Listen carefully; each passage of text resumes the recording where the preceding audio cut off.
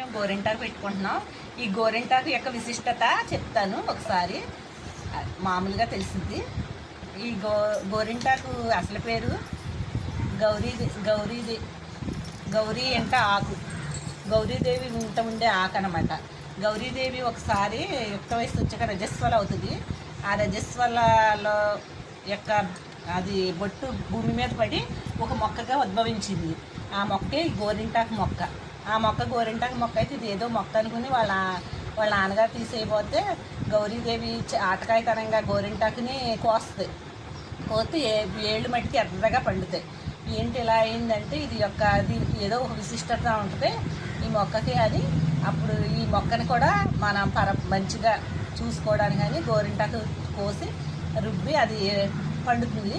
పండాక అప్పుడు ఇది అందరూ ఆడవాళ్ళకి ఐదోతనాన్ని ఇవ్వడానికి, మగవాళ్ళకి ఆయుష్ పెరగడానికి మంచిదని ఈ గోరింటాకు మొక్కని అందరూ వేసుకోవాలి. ఈ గోరింటాకు మొక్క ఇంట్లో ఉండకూడదు కదా అని అపోహలు ఉంటాయి. అలాంటిది ఏమీ లేదు. గోరింటాకు మొక్క బయట ఉండొచ్చు.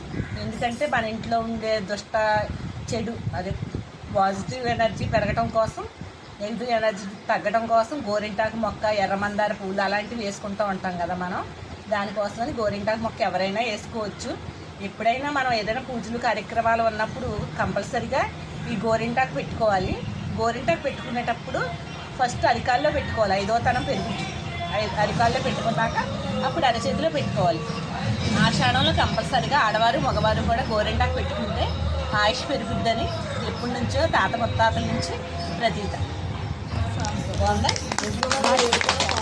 గోరింట పోసింది కొమ్మాలి కుండ మురిపాల రచయిత మొగ్గ